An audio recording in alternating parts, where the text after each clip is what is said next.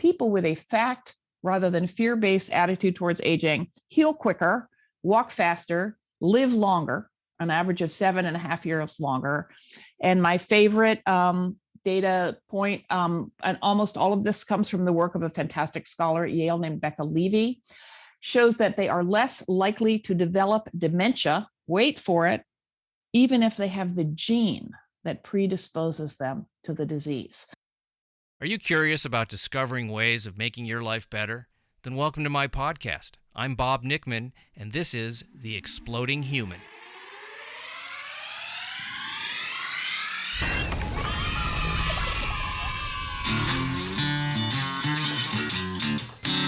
Listen in while I talk with all kinds of people in the fields of personal growth, health and healing, alternative therapies, psychology, spirituality, environment, and the future. I'm looking for those answers that make life better for everyone. You'll meet cutting-edge practitioners, doctors, artists, filmmakers, business people, and those who have overcome challenges. The brave, the curious, anyone who is out there helping us humans to explore, expand, and explode. Hey, welcome to The Exploding Human. I'm Bob Nickman. My guest today is Ashton Applewhite, and we are going to be talking about ageism and age discrimination.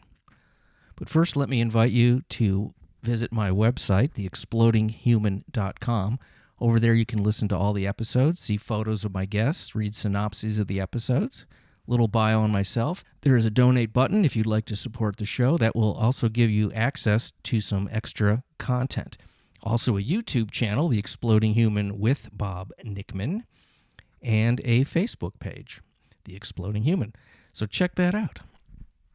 As I said, my guest today is Ashton Applewhite, and she is an advocate against age discrimination and ageism. And there's a lot I didn't know about this, especially in terms of our belief systems, which start to get implanted at a very young age about how we view aging and older folks. There's also ageism that goes the other way with younger people. So there's a lot here, and she's a major influencer in the field of ageism.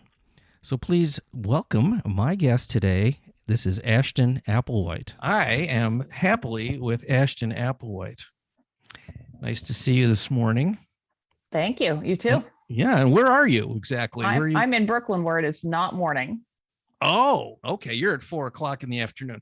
I'm at late morning, 1:00 here in Los Angeles, and it's so great to talk to you.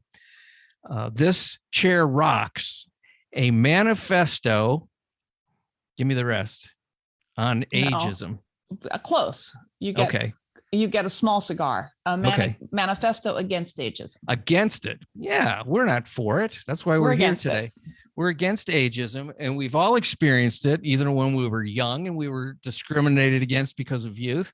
But I think more so, most people think about it with aging, because the word age is in there. And I know I've experienced it myself, particularly in the workplace, having had a career in Hollywood, which is like notoriously in the news about these kinds of things. And for some reason, I'm not valid anymore, even though I'm better at what I do than I've ever been. So explain that. I'm laughing about it because I've made peace with it, but I don't think that, I think most people are going to experience it if they haven't. And yeah, I can explain why it's out there. It's out there because if they can pit in the workforce context, older workers against younger ones, or fire older people and swap us out for people who ask for lower salaries, it's good for the corporate bottom line. That's why. Yeah. And when I watched your TED Talk, and I do recommend it to I don't know if there's more than one, but the one I watched was excellent. And you were talking about the financial aspects to continuing this idea and this mindset and this belief system that aging is somehow like a disease or something. It's like products that are made, pharmaceuticals, skincare. There's a ton of stuff to help the corporate bottom line. Well, yeah, the basic idea there is that if aging is framed as a problem, we can be persuaded to buy stuff to fix it, in air quotes. And if aging is framed as a disease, we can be persuaded to buy stuff to quote unquote cure it. And aging is moving through life. We are aging from the minute we're born. You see all kinds of stuff popping up in the media all the time. Oh, we can stop aging. Well, the minute you stop aging, you cease to be alive. What would be fantastic is to learn a lot more. And the reason we know so little is because of ageism, to learn a lot more about the biology of aging. Wouldn't it be fantastic to cure arthritis, to cure Parkinson's, to cure Alzheimer's, to cure macular degeneration? These not so fancy diseases that are the ones that afflict most of us. I'm all for that, but there's no cure for aging, nor should there be. Thank you for saying that. I am reminded of the very close relationship that I had with my grandparents on my mother's side. They were always at our home visiting, and I used to sit with my grandmother. She was well into her 80s and 90s at this point, and touch the lines in her face, and I loved it. It made me it was so soft. And there was so much life in those lines. And she used to giggle, and I would put my finger in the lines of her face. And it was some of the happiest times. And just sitting in the backyard of my grandfather's house and him telling me stories and about his life experiences. And maybe that close relationship that I had with them was so important to me that I never thought of older people as being anything but amazing.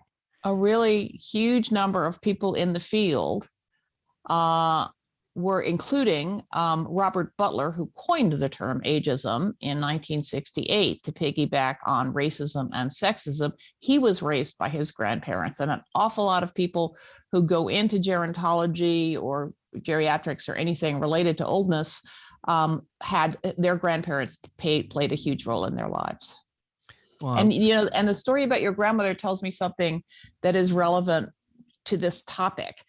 An awful lot of people, women in particular, because of this, there's so much pressure in this culture to look a certain way. If you are female, would, I think, feel ashamed or want their grandchild to focus on something else, or think that the child was pointing out something deficient or even ugly about them. And isn't it fantastic that your grandmother was comfortable enough with her face as it was, with the record of her life, that she saw it as just an exploration with you?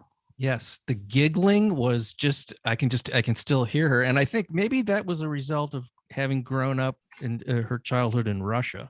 So she didn't have the indoctrination of what goes on in America. And I think maybe there's other cultures that don't have it as badly as we do here. It just seems absolutely like an onslaught of. Well, you put your finger on something with the comparison to Russia of 100 years ago.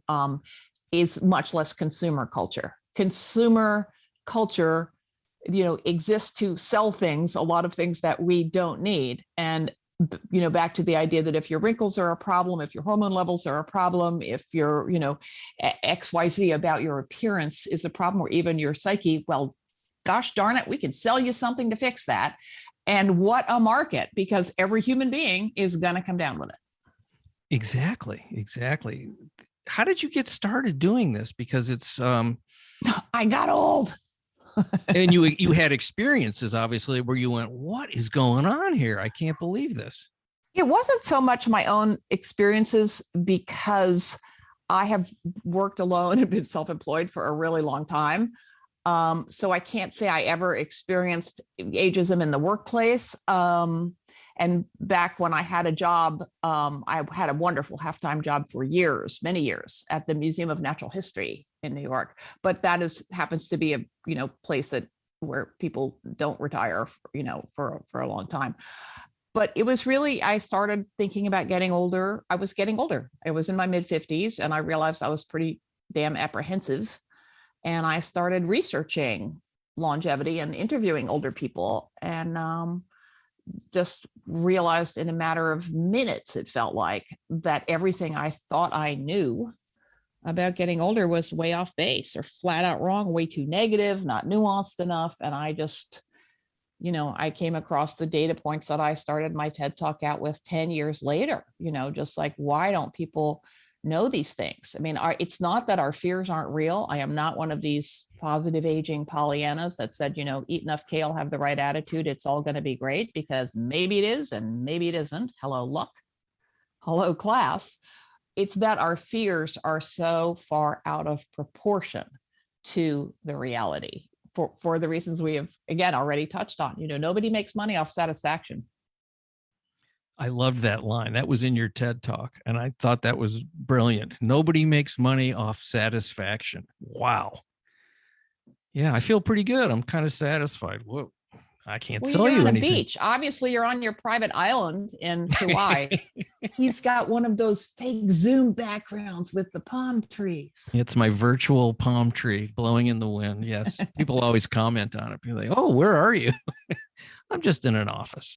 So your work, I know that you lecture and you've written that great book, but what is the day-to-day work? Is it just informational, or are there laws being changed? Are there organizations, things? What do we need to know about as people who are aging, which is all of us? What can we do? Because we're really talking about changing belief systems underneath all this. Yeah. The first thing you can do is which is free, is to educate yourself about the reality of age and aging, because, and this has been established. I mean, I am not a scholar, but I really do my homework. AARP and the USC, which had the first legendary gerontology school, did a study that established that, I can quote it directly, more anxiety about aging is associated with less knowledge about the aging process. So you can do what I did 15 years ago, which is except now I, Ashton, have done all the work for you. So you can just look at my website, which everything on it is free. The book is not free. Everything else is free. So I have done the work of digesting this stuff for you. Is just educate yourself, because I guarantee you will feel much better about the years ahead if you educate yourself, partly because our fears are, magnified by the culture. And then and that fear itself is good for you. It's bad for you. The knowledge, educating yourself, is good for you, because there's so much fascinating data that shows that attitudes towards aging affect the way our minds and bodies function at the cellular level. So you may not want to educate yourself to become a crusader for age equity. No judgment. It's a hard way to make a living, but whether or not you want to join the movement, and I'm happy to tell you about how to do that. One really good reason to educate yourself about age and aging and your own attitudes towards age and aging is because of the effects on your health.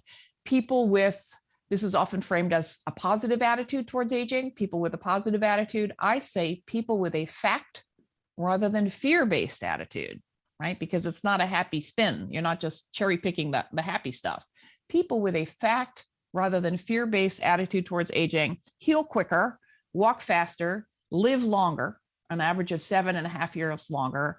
And my favorite data point, and almost all of this comes from the work of a fantastic scholar at Yale named Becca Levy, shows that they are less likely to develop dementia, wait for it, even if they have the gene that predisposes them to the disease. So to educate yourself, if you can't find your keys, and you think, oh crap, I bet this is the first step towards Alzheimer's. It's not, in all likelihood, truly, honestly not. If you can't remember what keys are for, but most of us, not all of us, cognitive decline is not inevitable. The point being that the anxiety, which is fostered by the culture, is bad for you and makes you more liable to exactly what you fear. So number one, educate yourself. The most important component of social change starts inside each of us. We've been brainwashed by negative messages about age and aging from childhood on, starting with children's books and Disney cartoons. Don't get me started. Attitudes start to form when you're 3 and 4 years old, the same as attitudes towards race and gender. And most of us have just never stopped to consider them, especially around age. It's very exciting that there's a whole national reckoning happening now around race, our attitudes, our inner racists. And, I think look at how far we've come in gender relations and acknowledgement that there are lots of ways to be gendered in the world. So we have models. We can change the way we think, but unlearning is hard. And the most uncomfortable starting point, and I promise it's the worst, because it is not fun to realize like you're biased. Oh crap, I've been kind of brainwashed, or I haven't stopped and thought about this stuff, and I'm a little complicit in this. The good thing, which we do by looking at our own attitudes towards age and aging. The good news is that the minute you do that in any sort of honest, oh crap kind of way, you start to see it in the culture around you. And that is really liberating. And that's when we realize, oh, it's not because I'm deficient. It's not, the fact that I got wrinkles is not something that I failed at. The problem is discrimination. The problem is that I lost my job because of it, for example. And ask me about old school at a later point, and I'll tell you how I have a bunch of tools that people can use. Yeah, actually, what I was going to ask you was, what's the best way to respond to a comment that is an age-based comment like that? I didn't realize an old guy like you could do that. I've only come up with one snappy answer in all this time, which is when someone says, you look great for your age, you can say, you look great for your age too. Mm-hmm. And that's what you want to do is create a moment for the person to reflect on what they said and how it makes the other person feel. So the best all-purpose rejoinder to an ageist comment is, what do you mean by that? Yeah, that's always a good one. It is. It's really tempting to say, why would you call me a young lady? But why is a little bit in your face, and you don't want to put the person on the defensive, because then we all get defensive and no one learns anything. So what do you mean by that? Forces the person to think about what they did mean. And, when someone says you look great for your age, they mean it as a compliment. When you turn it around on them, they have to think about why it didn't feel like a compliment. So if someone says, oh, you're super strong for an old guy, what do you mean by that? Makes them think about what they've done, which is ageist, which is not okay. But it takes courage to do that. But if you can do it in a non-snarky way, that is how we move the needle. And then in a subsequent, the next step of the conversation could be, to point out again, gently and in a neutral tone, would they ever make a similar comment on the basis of who you sleep with, or where you live, or, what color your skin is? Yeah. And if not, why should a comment on the basis of age, which is another thing about ourselves that we cannot change, why should that get a pass? Exactly. You can't change it. It's just what it is. Yeah. That there was a graph that you showed in your TED Talk. It was like I guess the best description would be like a pothole kind of graph, where the top of the graph on the left side was youth, and then it dips down into this bell, and then it comes back up, and it's the happiness curve. Mm-hmm. That when we're younger, we're happy. And then that whole middle section of life where you're, achieving and accomplishing and just surviving. And then, because I'm happier now in most ways than I've ever been. Yeah, most of us are. Think what that curve would look like in a non-ageist society. About, the fact that curve persists is pretty remarkable.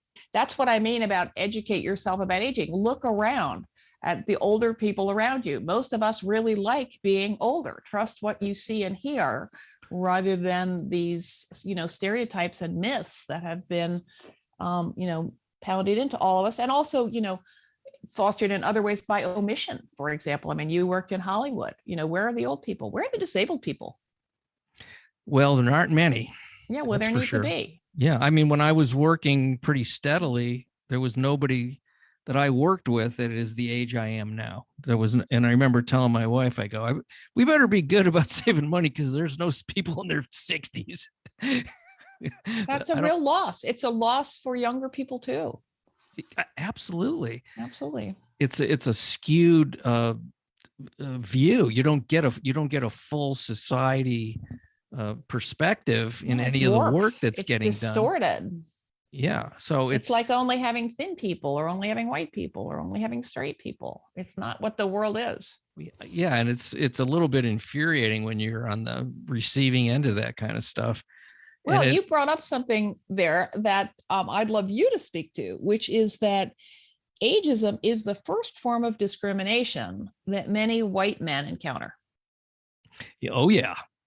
And I am hoping some of y'all become frontline warriors for the cause. What do you think about that? I'm ready for that. I used to get a lot for being bald, which I guess is ageism in a sense, because older people get bald, It is lookism technically, but one reason it's so stigmatized is, of course, that it is associated with oldness. Yeah.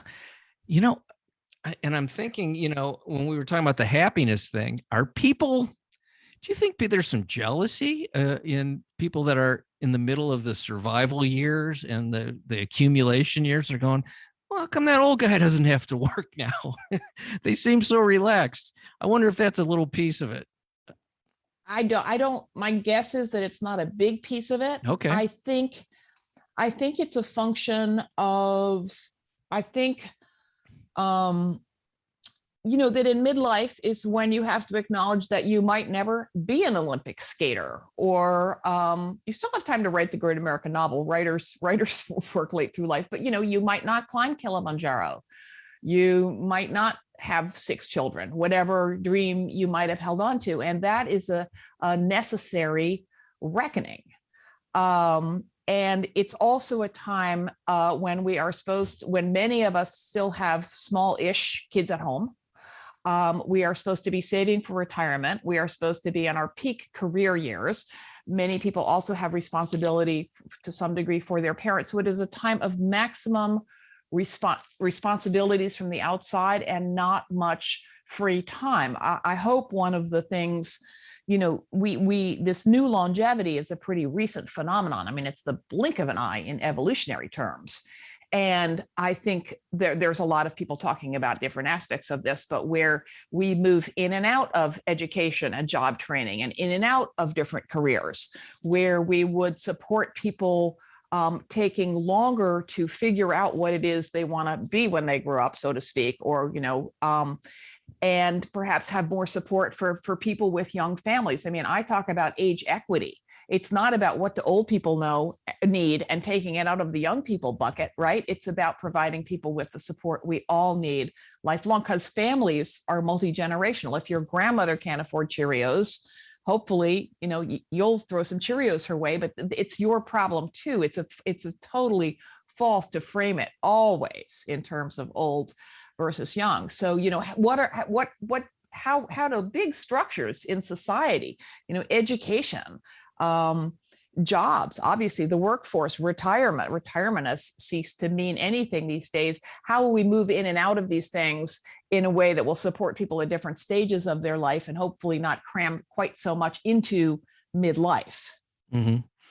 And also, we now have multiple careers. I mean, I've had 3 or 4 already, and that's what I'm waving my finger here in a sine wave, which you can't hear me do that, but that is sort of what I'm saying. We move in and out. We need retraining. Our kids go away to college if you have children, but then they might move back in, or you might assume responsibility for grandparents, or your own health might, all these things, interweave at different points in our life. So you were talking about, you said something about old school. You were going to explain that to me, and now I'm ready for that. Oh, good. Yeah. I'm braced. I mean, you had asked what people can do. So yes. I would say, learn about aging, look at your own attitudes towards age and aging. And if you are interested, you can find all sorts of things on these subjects and others in a site that I created with two fantastic colleagues called the Old School Anti-Ageism Clearinghouse, on the theory that movements need tools and best practices and ways to share them and ways to meet other people who are doing this work. So it is a website. The URL is oldschool.info, and where that has, it has books, it has videos, it has workshops, it has reports. It has everything is free except the books, where you can find it's all about ageism, right? It's not all about everything to do with aging, which is a huge, huge, huge field. And what I am focused on is the age discrimination piece of that. So Sure. This is resources from all around the world, carefully curated and well presented, so that you can, if you want to learn more about ageist language, if you want a 60-second video that explains what ageism is, if you want to find an organization you might ally with or learn about, it's all there on oldschool.info. So noodle around and figure out what you want to learn from. Maybe you want to give a workshop. We created this workshop called Let's Dismantle Ageism, and we provide the slides and we provide the text. You can hire one of us to give it or demo it one time, or you can go forth and do it yourself in your own way. We want to empower people to use any and all of these things however they see fit. And one last thing, if you sign up for our mailing list, I swear to God, I will never give the email away. We'll only write once a month, which just says here's some new stuff on the website. But we have started hosting convenings for people who want to be involved as age advocates, as anti-ageists. So, and they have been absolutely fantastic with people all over the world, where you meet each other, you talk a little bit about what you do, a problem you've encountered, something you've had a success with, and then you make a friend and you go share resources or just hang out, because it's hard work. Have there been any significant lawsuits that have transpired? I would assume it would be mostly in the workplace. Yeah, the only lawsuits I know about are workplace oriented, and yes, the Equal Opportunity Employment Commission is charged with prosecuting age discrimination cases.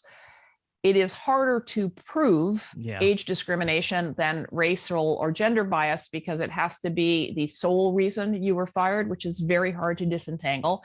And the Supreme Court, in I think 2016, raised the bar rather than lowered the bar. So you can support, there's a bipartisan piece of legislation, which you can find out on the AARP site.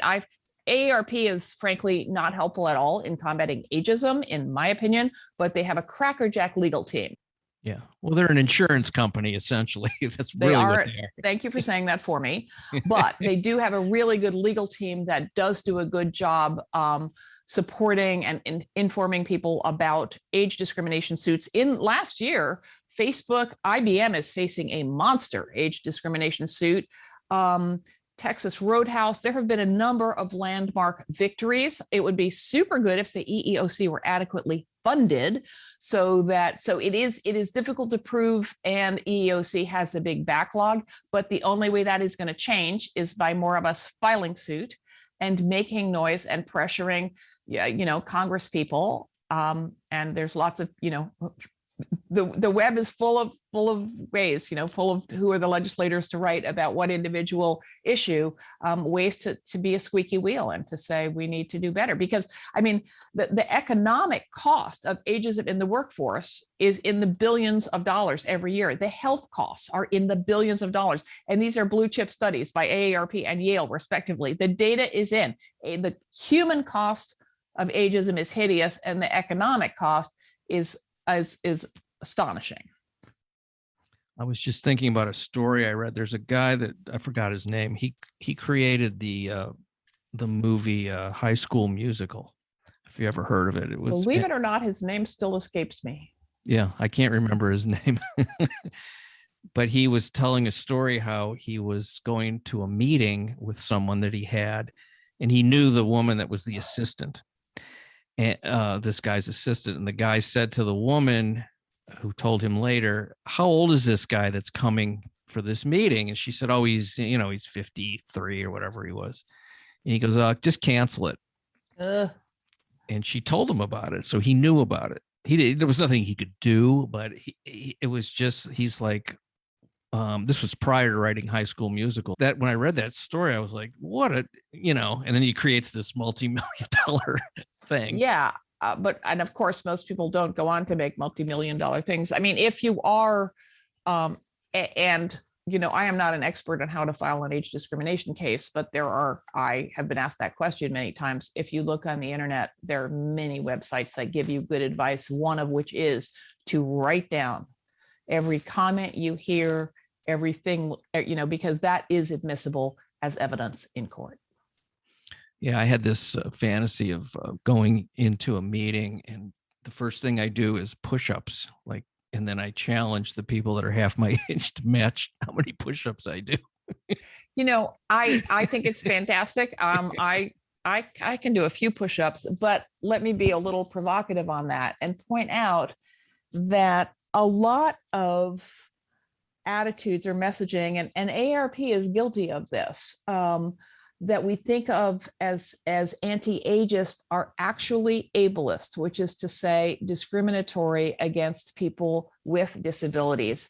And your measure of whether or not you deserve respect or deserve the job should not be whether or not you can do push-ups, because we all lose the ability to do push-ups sooner or later. I hope you can do 100 push-ups till the day you die, which I hope is a long way off. No diss, but it's really important not to make that the measure. Here's another example. When COVID struck, people with disabilities had been asking for accommodations to work remotely for decades. COVID strikes, the health of the general public is suddenly at risk. Magically, all those accommodations become mainstream. But those of us, I'm not even sure which side of this fence, and of course it's never either or, I belong on as my hearing and my eyesight disintegrate and I become less eager to jump on an airplane every 5 minutes. Those accommodations that enable people who are unable to do anything but work remotely, the rest of us need to work to make sure they become permanent, to lower barriers to full employment for everyone. That is the way to be a good ally. I love that. I just think and I think that's one of the good things that's come out of the pandemic, is that there's a realization that people can work from home very successfully, whether they, physically need to do that or not. They're able to do Privileged it. People. Yeah, it's so great. Privileged people like you and me. I mean, there's an awful lot of people, black and brown mostly, who can't work from home. Yeah. We need to support them too. Everyone needs support. That's what this whole podcast is for. Got that right. Well, people can go to your website and they can buy your book, which I'm going to get right this time. This Chair Rocks, a Manifesto Against Ageism. Woohoo! I did it. You did. I did it. And watch Ashton's TED Talk. It's so TED great. Talk is free. It's free, and it's so fun. You have a good time, and the people in the audience are cheering, and it's that was a great joke you had in there, which was when you can't find your keys, you're having a senior moment, but you never hear like a 16-year-old go, oh, I'm having, what was it, a junior high moment? Right. You don't call it a junior moment. I mean, kids forget stuff too all the time. What was an example that just popped in? I went to this like super cash outdoor distanced dance party in my neighborhood last night with a friend. We had such a good time. And there was a woman dancing. I think she maybe had been a professional dancer. And I'm trying to think whether or not that's ageist, but I do think most people cannot, dancing can't physically do it anymore. Dancing like professional sports. There is a point where your body can't do it. So she might not have been, but she was such fun to watch. And I said to her, through our masks, I said, you look such fun watching you. You look like your bones are connected by rubber bands. And she said, but I don't feel like that in the morning.